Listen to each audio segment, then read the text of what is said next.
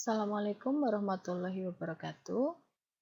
Bertemu lagi dengan saya Afifah Hayati pada mata kuliah metode numerik di pertemuan keempat ini. Pada pertemuan keempat ini kita membahas bab baru ya mengenai akar-akar persamaan nonlinier. Tujuan dari metode numerik ini adalah untuk menentukan pendekatan akar-akar persamaan nonlinier. Nah, ada persamaan nonlinier, ada persamaan linier ya. Nah, kalian ingat dulu apa itu fungsi linier dan apa itu fungsi nonlinier. Nah, paling gampang kalian ingat ya apa itu fungsi linier. Jadi misal ada variabel x ya. Variabel x, salah satu contoh fungsi liniernya adalah yang pangkatnya 1 ya. X pangkat 1. Jadi misal fx sama dengan x itu linier. Fx plus 2 itu juga linier. Nah, bagaimana dengan fungsi yang nonlinier itu berarti dari pangkat 2 dan seterusnya. Jadi ada fx pangkat 2, ada fx pangkat 3 ya, fx sama dengan x pangkat 3 dan seterusnya itu fungsi yang tidak linier atau nonlinier. Nah, kalau persamaan nonlinier itu bagaimana ya? Persamaan itu biasanya dituliskan dalam bentuk fx sama dengan 0 ya. Nah, seperti itu. Akar-akar persamaan dari fx sama dengan 0 ini merupakan ya, yang pertama itu nilai-nilai x yang menyebabkan nilai fx itu sama dengan 0. Jadi ketika x-nya dimasukkan ke persamaan ke fungsi fx ya, itu akan menghasilkan fx sama dengan 0.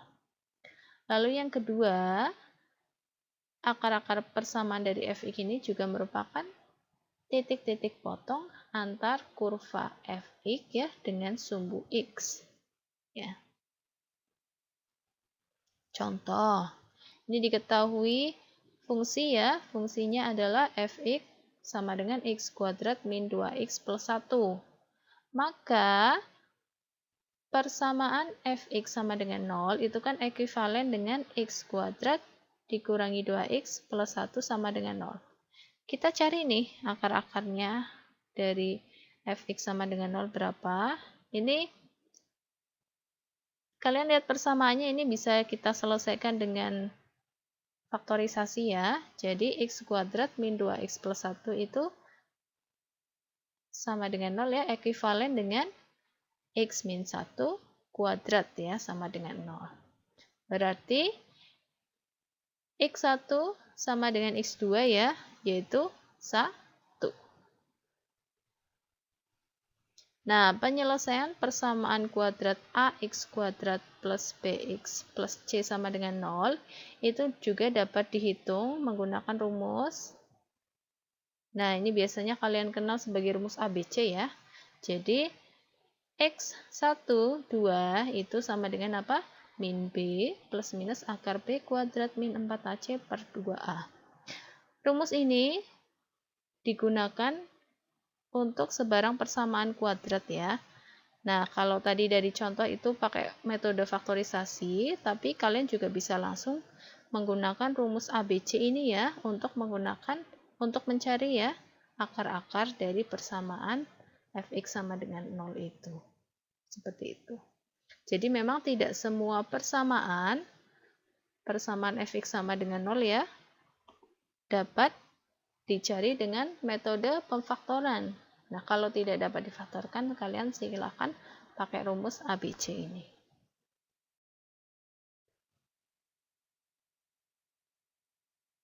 Nah, penyelesaian persamaan nonlinier. Ini ada beberapa metode ya. Yang pertama, yang A, itu ada metode tertutup. Metode tertutup ini meliputi beberapa metode, yaitu metode tabel, metode biseksi, metode regulasi falsi. Dalam metode tertutup ini, itu ada beberapa ciri-cirinya ya. Yang pertama, mencari akar. Jadi akar-akar persamaan nonliniernya itu pada range interval tertutup AB. Lalu, dalam range interval tertutup AB ini dipastikan terdapat satu akar. Jadi pasti ada satu akar. Nah, hasilnya itu selalu konvergen atau dikenal juga sebagai metode konvergen ya. Lalu ada metode terbuka ya. Metode terbuka ini meliputi beberapa metode ya, yaitu metode iterasi titik tetap, metode Newton-Raphson, dan metode secant. Nah, ini beberapa ciri-cirinya. Diperlukan tebakan awal, jadi harus ada tebakan awalnya dulu. Nah, Xn dipakai untuk menghitung Xn plus 1. Jadi misal kita punya tebakan awalnya X0 nih. Berarti X0 ini kita gunakan untuk menghitung X1. Lanjut lagi X1 untuk menghitung X2 dan seterusnya. Nah, hasil pendekatan akar itu dapat konvergen atau divergen. Kalau tadi di metode tertutup pasti konvergen ya menuju satu titik ya. Kalau metode terbuka itu bisa divergen ya atau menyebar.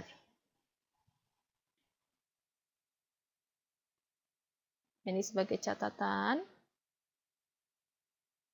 Tiap metode itu memerlukan nilai awal iterasi ya.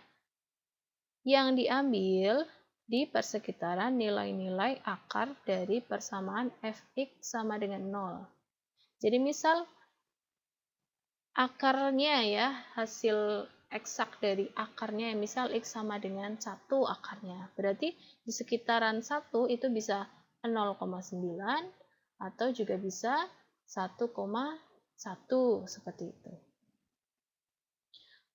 Lalu metode iterasi mudah dalam pemrograman komputer ya. Jadi metode iterasi ini kalau dimasukkan ke software itu akan lebih mudah perhitungannya karena mempunyai operasi yang sama pada setiap tahap. Nah, dalam hal ini hanya perlu mengubah data dari tahap 1 ke tahap berikutnya. Jadi tinggal input data-datanya saja ya ketika menggunakan pemrograman komputer. Nah, pada pertemuan keempat ini atau pada kuliah ini kita hanya akan membahas metode yang terbuka ya. Untuk metode yang tertutup silahkan kalian pelajari sendiri ya. Kita akan fokus ke metode yang terbuka. Yang pertama adalah metode iterasi titik tetap. Nah, misalkan diberikan persamaan fx sama dengan 0 ya, kita namakan ini persamaan I. Nah, persamaan fx sama dengan 0 ini kita transformasikan secara aljabar ya ke bentuk x sama dengan gx. Jadi misal fx-nya kita punya x plus 2 ya, misal. Berarti fx sama dengan 0 adalah x plus 2 sama dengan 0. Berarti bentuk x sama dengan gx-nya adalah x sama dengan min 2, seperti itu. Ya. Atau misal, kita punya persamaannya x kuadrat min x sama dengan 0. Berarti bentuk x sama dengan gx adalah x sama dengan x kuadrat. Seperti itu. Nah, nilai awal x0 itu ditentukan. Ya. Jadi dipilih kira-kira nilai x0 ini berada di persekitaran akar dari fx. Untuk melakukan perhitungan selanjutnya. Untuk melakukan perhitungan x1, x2, x3, dan seterusnya. Jadi memang perkiraan ya. Misalkan dipilih x0, kemudian pilih x1-nya apa? Berarti x1 itu sama dengan gx0 ya. x2 apa? Gx1. x3 berarti apa? Gx2 dan seterusnya. Nah, iterasi secara umum rumusnya adalah x n plus 1 itu sama dengan gxn. Ya, kita namakan persamaan ini adalah persamaan I2 ya. Nah, sebagai catatan, kondisi berhenti untuk suatu iterasi itu jika apa? Nah, ini.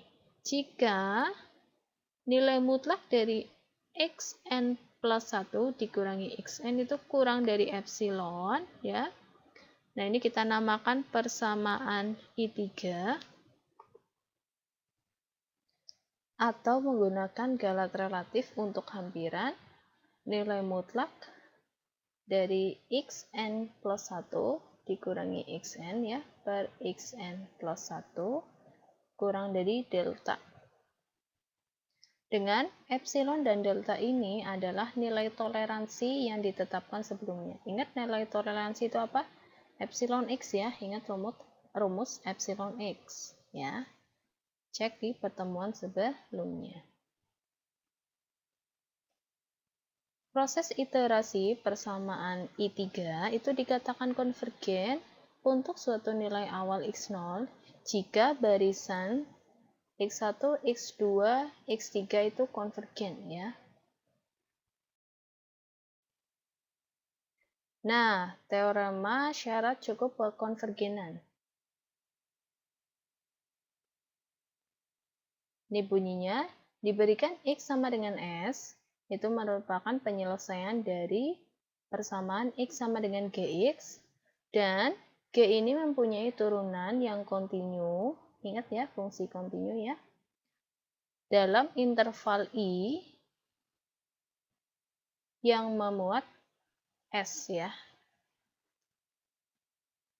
Nah, jika nilai mutlak dari G aksen X kurang dari K dan juga kurang dari 1 ya, K-nya kurang dari 1 di dalam interval I, maka proses iterasi yang diberikan dalam persamaan I3 ya, itu konvergen untuk sebarang X0 anggota I ya, dalam maksud saya dan limit barisan ya dari xn adalah S ya.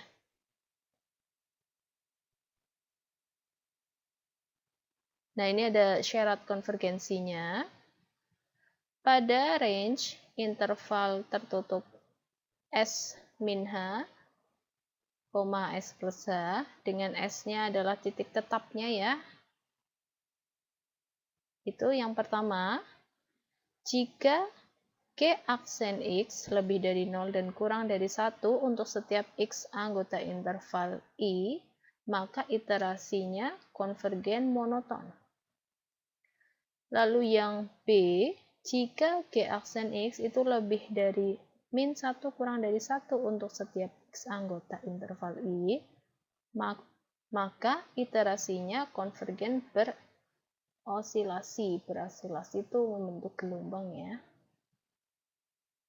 Lalu C, jika G aksen X-nya lebih dari 0 untuk setiap X anggota I, ya, maka iterasinya divergen monoton.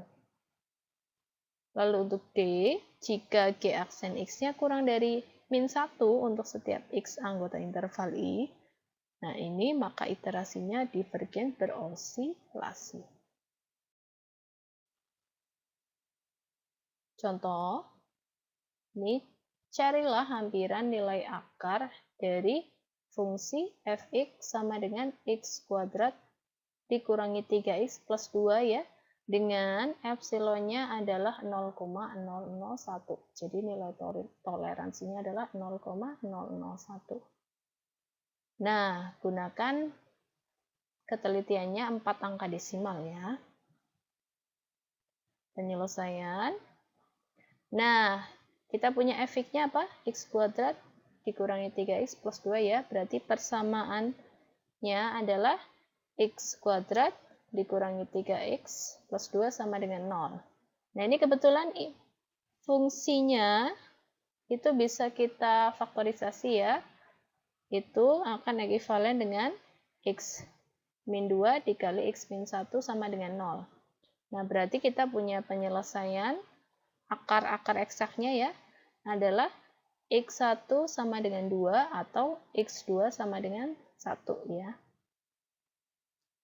Nah, selanjutnya kita menentukan fungsi Gx. Ingat, fungsi Gx itu diperoleh dari persamaan apa? X sama dengan Gx ya. Jadi X-nya sama dengan berapa dari persamaan fx sama dengan 0. Nah, di sini persamaan fx sama dengan 0-nya adalah x kuadrat dikurangi 3x plus 2 sama dengan 0 ya. Berarti x-nya x sama dengan berapa? Nah, kalian bisa lihat dari persamaan x kuadrat dikurangi 3x plus 2 sama dengan 0, itu ada beberapa bentuk dari fungsi Gx ya. Yang pertama, I1, itu x kuadrat sama dengan 3x dikurangi 2 ya. Berarti x-nya ada dua bentuk ya. Ada bentuk, aslinya kan ada bentuk plus minus ya. Sebenarnya x-nya adalah plus minus akar 3x dikurangi 2. Ya. Tapi di sini kita ambil yang plus ya. Jadi x-nya sama dengan akar dari 3x min 2 ya. Nah, berarti kita punya Gx yang pertama yaitu G1x sama dengan akar dari 3x min 2. Lalu yang I2, bentuk lain dari Gx ya, itu kan persamaan x kuadrat dikurangi 3x plus 2 sama dengan 0 bisa kita tulis sebagai 3x sama dengan x kuadrat plus 2 kan. Nah, berarti kita dapat x-nya sama dengan x kuadrat plus 2 dibagi 3 ya. Maka kita dapat G2x-nya ya adalah x kuadrat plus 2 per 3. Selanjutnya kita ambil yang G1x ya, yang pertama ya, G1x sama dengan akar dari 3x min 2. Dengan x-nya pada interval ya, x-nya itu anggota interval tertutup 1, 3 ya.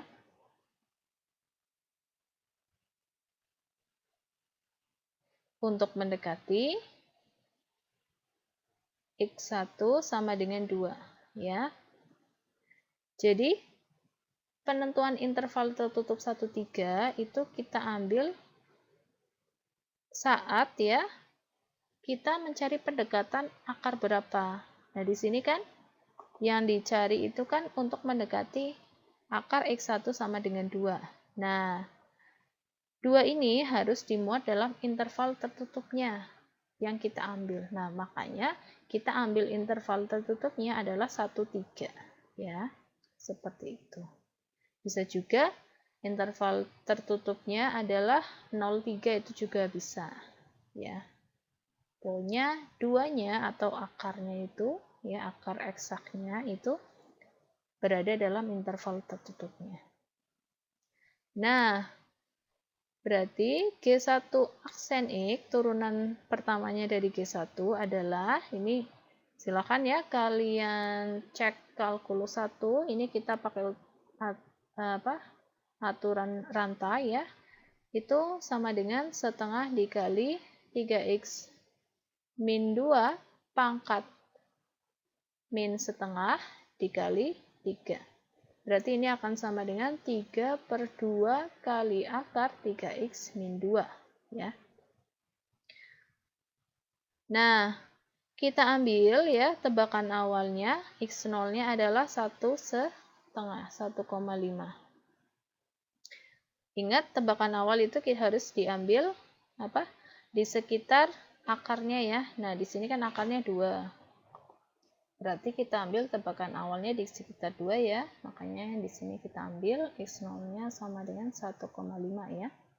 Berarti kita punya G1 aksen 1,5 ya. Di 1,5 sama dengan berapa? 3 per 2 dikali akar 3 dikali 1,5 dikurangi 2 ya. Adalah 0,95 ya. Nanti kalian bisa cek. Nah, bisa kalian lihat bahwa nilai dari G1 aksen di 1,5 itu lebih besar dari 0 dan kurang dari 1. Nah, kalian ingat syarat konvergensi ya, ketika G aksennya itu lebih dari 0 dan kurang dari 1 itu apa? Konvergen monoton.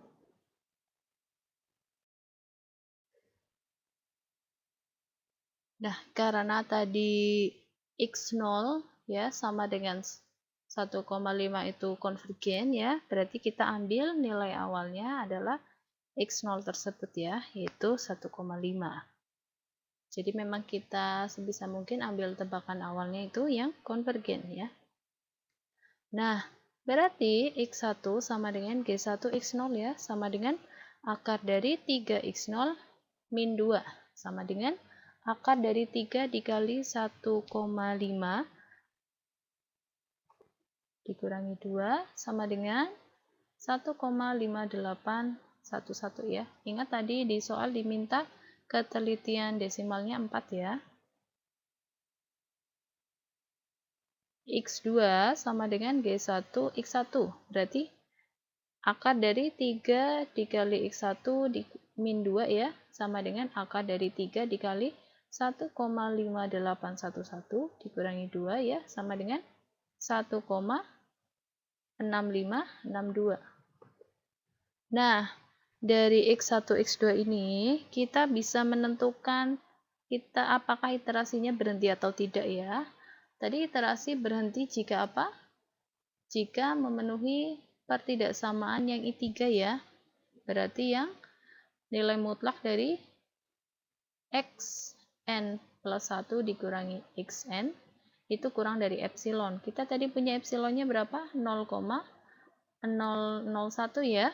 Nah, berarti di sini kita cek nilai mutlak dari x2 dikurangi x1. Nilai mutlak x2 dikurangi x1 berarti nilai mutlak dari 1,6562 dikurangi 1,5811. Nah, nilai mutlaknya itu masih lebih besar dari 0,001 ya. Jadi iterasinya masih berlanjut ya. Kita cari x3. Untuk x3 itu berarti sama dengan G1 x2 ya, sama dengan akar dari 3x2 dikurangi 2 ya, sama dengan akar dari 3 dikali 1,6562 ya, dikurangi 2.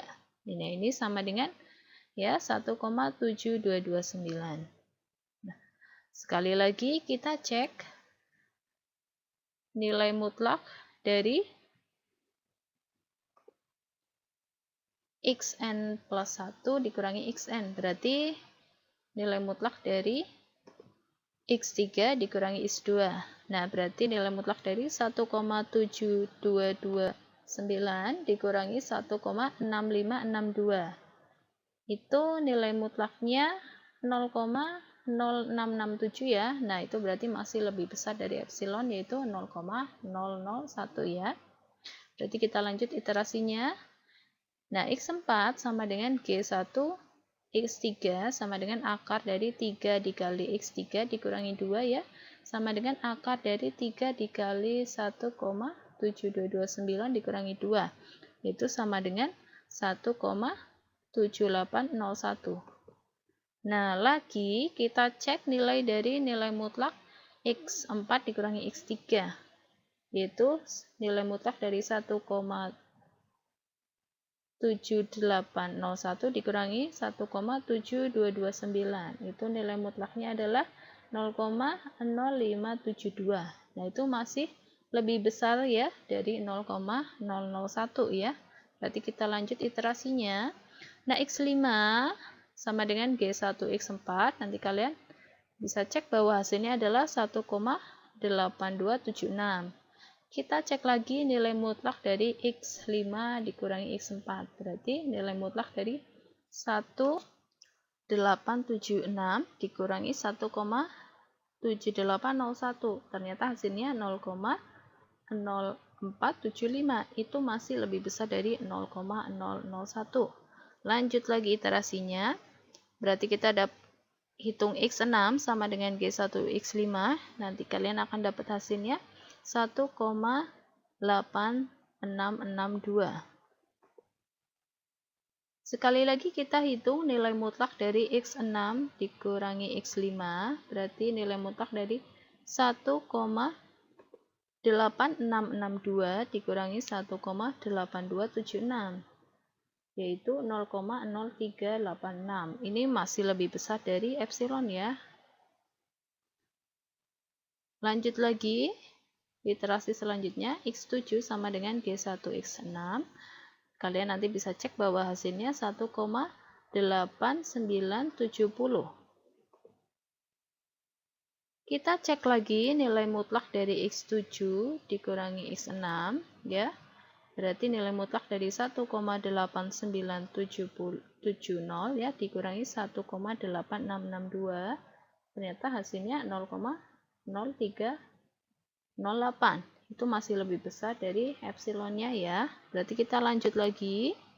X8 sama dengan G1 X7. Nanti kalian bisa cek hasilnya bahwa 1,9212. Nah, ini kita cek lagi nilai mutlak dari X8 dikurang X7 itu ternyata juga masih lebih besar dari epsilon ya. Epsilon yang berada di soal. Berarti kita lanjut lagi. Diteruskan sampai mana? Diteruskan sampai ini ya. Nilai mutlak xn plus 1 dikurangi xn kurang dari epsilon yaitu 0,001. Jadi ini kemungkinan kalau kalian cek ini iterasinya masih jauh ya, karena terakhir kita dapat nilai mutlak dari x8 dikurangi x7 itu masih 0,0242 ya. Jadi kemungkinan masih panjang ya, seperti itu. Tapi nanti untuk latihan soal itu tidak akan panjang ya. Jadi kita nanti akan menentukan nilai toleransinya itu tidak terlalu kecil ya, sehingga iterasinya tidak terlalu banyak. Nah, selanjutnya tadi kita punya bentuk Gx yang kedua yaitu G2X sama dengan apa? X kuadrat plus 2 per 3 ya. Nah, ini nilai untuk yang G2X-nya itu digunakan untuk mendekati X2 sama dengan 1 ya. Nah, turunan dari G2 ini yaitu G2 aksen X sama dengan apa? 2X per 3 ya.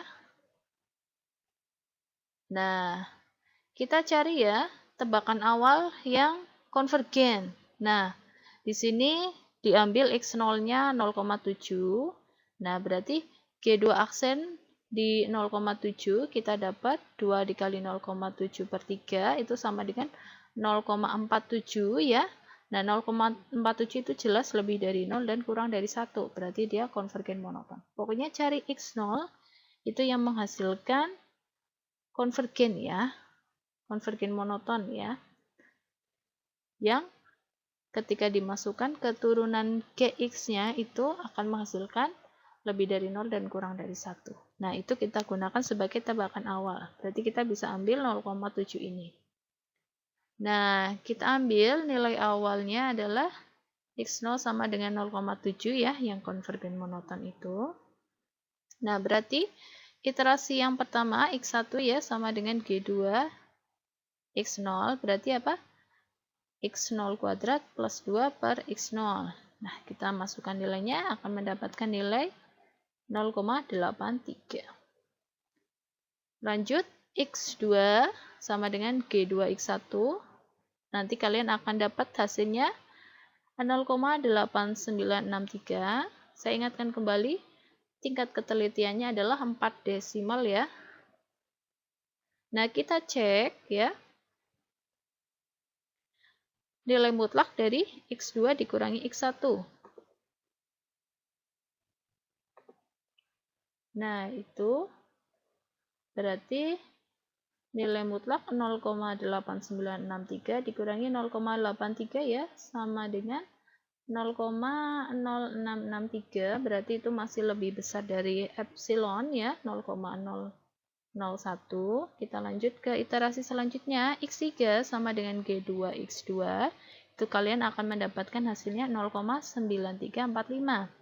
Kita cek lagi ya nilai mutlak dari X2 dikurang X3 dikurangi X2. Nah, ternyata hasilnya juga masih lebih besar dari epsilon. Berarti lanjut lagi ke iterasi selanjutnya, yaitu X4 sama dengan G2 X3. Hasilnya adalah 0,99578. Nah, kita cek lagi nilai mutlak dari X4 dikurangi X3. Ternyata hasilnya 0,0233, masih lebih besar ya dari epsilon. Berarti kita lanjut lagi iterasinya. Sekali lagi, X5 sama dengan G2 X4 ya, hasilnya adalah 0,725. Nah, kita cek lagi nilai mutlak dari X5 dikurangi X4 ya, ternyata hasilnya 0,0147, masih lebih besar ya dari epsilonnya, berarti iterasinya lanjut lagi. X6 sama dengan G2 X5, hasilnya adalah 0,9819. Nah, kita cek lagi nilai mutlak dari X6 dikurangi X5. Ternyata hasilnya adalah 0,0094. Sekali lagi masih lebih besar dari epsilonnya ya, yaitu 0,01. Berarti iterasinya masih lanjut.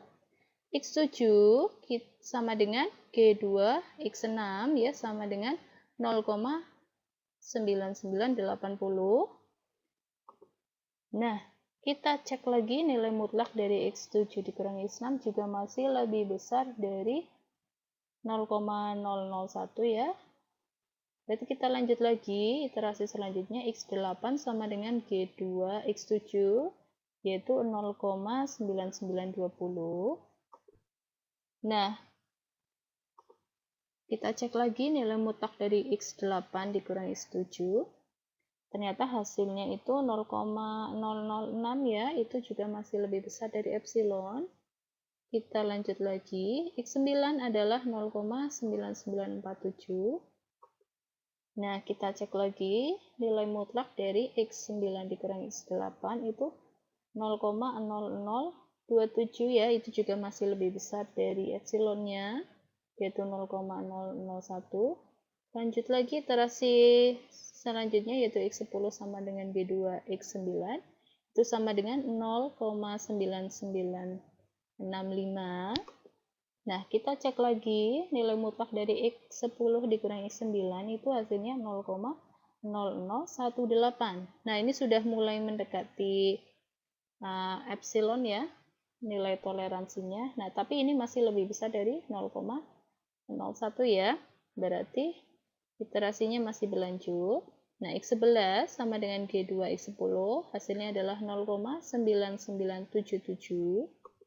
Nah, nilai mutlak dari X11 dikurangi X10 ya adalah 0,012 ya. Itu juga masih lebih besar dari 0,001 ya. Berarti kita lanjut lagi iterasinya. X12 sama dengan G2 X11 sama dengan 0,9985. Nah, kita cek ternyata nilai mutlak dari X12 dikurangi X11 itu 0,0008. Nah, ini berarti sudah kurang dari 0,001. Berarti iterasinya berhenti sampai di sini.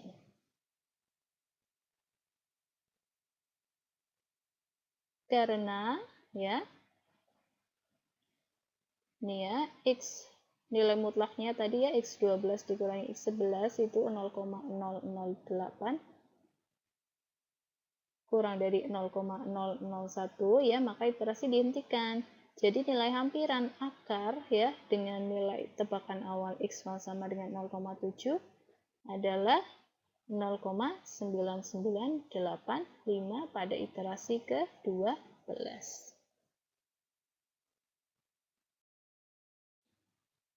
Ini ada latihan soal ya, silahkan kerjakan dan kumpulkan. Ini tentukan pendekatan semua nilai akar dari fx sama dengan x pangkat 3 dikurangi 5x plus 3 ya, dengan nilai toleransi epsilonnya masih sama dengan yang contoh ya, yaitu 0,001. Pertemuan keempat ini saya cukupkan sekian. Mohon maaf bila ada salah pengucapan maupun salah dalam pengetikan.